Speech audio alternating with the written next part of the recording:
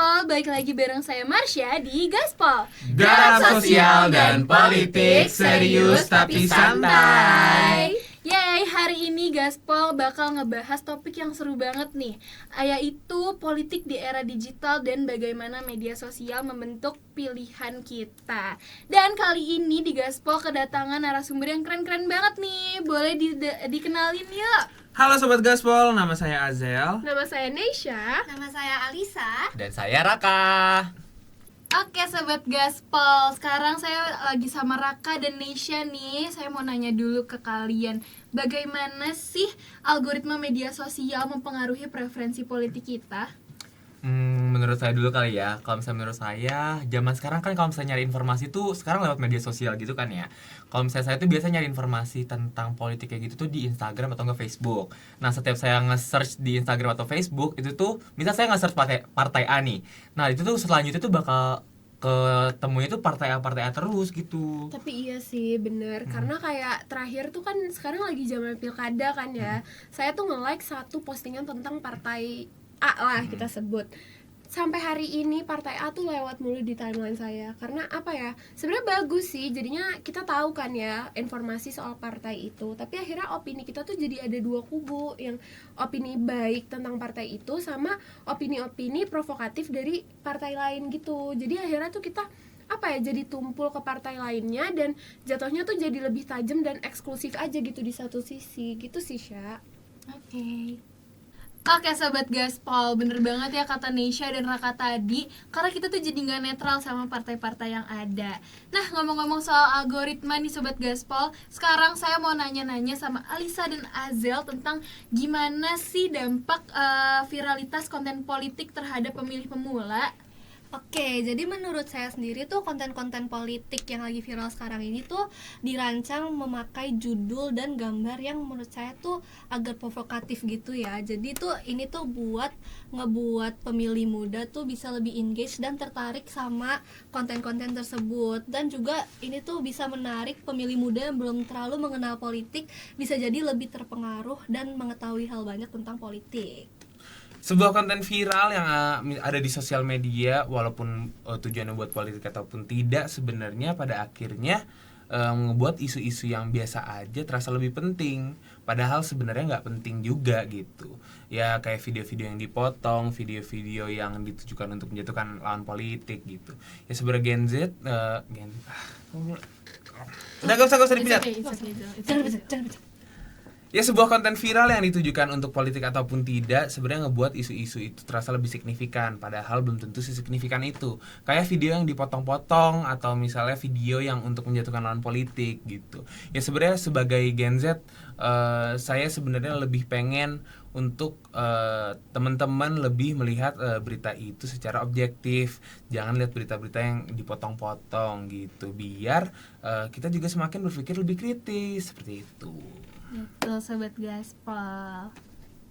Ya Sobat Gaspol, tadi kan udah ngomongin tentang algoritma, terus juga dampak viralitas ya. Sekarang saya mau tanya-tanya nih ke kalian bertiga tentang bagaimana sih caranya orang tuh mengkonsumsi informasi politik di berbagai platform.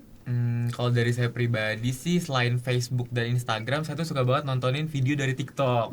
Soalnya informasi dari TikTok tuh karena videonya pendek-pendek ya, jadi kayak tersampaikannya tuh secara langsung gitu kan. Cuman kalau dari TikTok tuh kurangnya karena videonya mungkin terlalu pendek ya, jadinya tuh informasinya tuh kadang kemis sama orang, karena orang-orang tuh nggak nonton videonya tuh sampai full gitu. Iya sih bener, kayak tadi udah sempet di-mention juga kan ya sama Azel soal video yang dipotong-potong. Tapi kalau saya pribadi sih lebih suka pakai Instagram, karena Instagram tuh apa ya, lebih ringkas aja gitu rasanya, karena kan dari foto, dari Instastory, jadi di-share juga gampang, tinggal di screenshot. Jadi apalagi kan Gen Z gitu ya, lebih suka yang visualnya interaktif, terus juga yang mudah di-share-nya kayak tadi udah saya mention. Jadi gitu sih sebenarnya kalau saya lebih suka Instagram. Kalau Alisa gimana? Kalau saya sendiri sih biasanya lebih pakai Twitter atau mungkin X kali ya sekarang dibilangnya, karena menurut saya sendiri di X itu tuh kita bisa dapat informasi-informasi tentang perpolitikannya itu lebih cepat gitu, dan di X sendiri itu tuh kita bisa berinteraksi secara langsung dengan orang-orang, dan di platform X ini sendiri tuh mereka tuh mengasih tempat diskusi untuk kita Berdiskusi lah ya. Iya. Ulang, sorry. Dari gua aja tapi.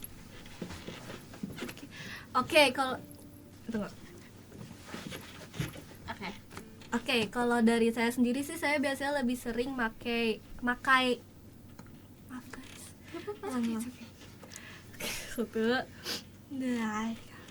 Oke, jadi kalau saya sendiri itu biasanya lebih sering pakai X kali ya, karena menurut saya platform X ini tuh kita bisa dapat informasi tentang perpolitikan itu lebih cepat, dan di program anjing sorry kok program sih gue mau ngomong platform anjing oke sekali lagi guys, maaf terakhir.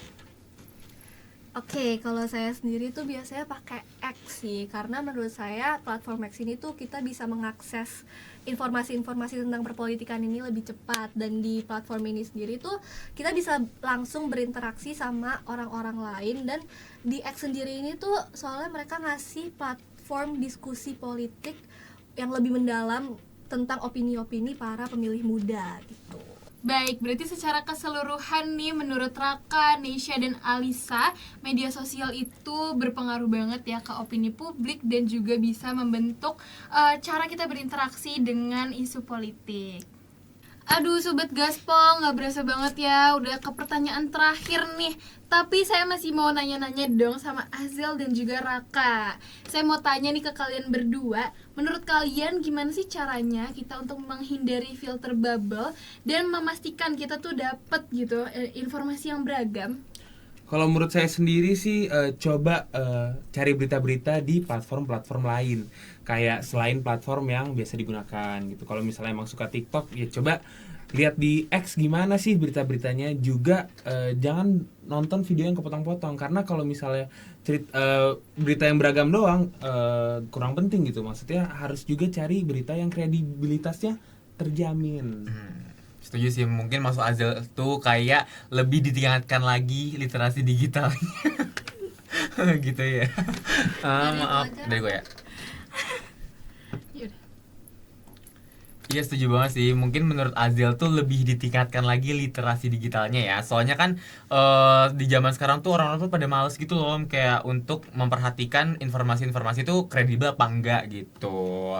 Terus juga misalnya nyari sumber tuh nggak cuma dari satu aja, tapi bener banget kata Azel tadi dari platform yang lainnya gitu kan. Soalnya kan kita udah pakai smartphone ya, dan kita juga harus jadi smart people gitu. Wah, keren banget ya. Kedua pandangan dari Azel dan Raka nih melengkapi banget nih Sobat Gaspol. Nah Sobat Gaspol, dari pembahasan kali ini kira-kira apa yang bisa Sobat Gaspol dapetin? Boleh sih komentar di bawah ya.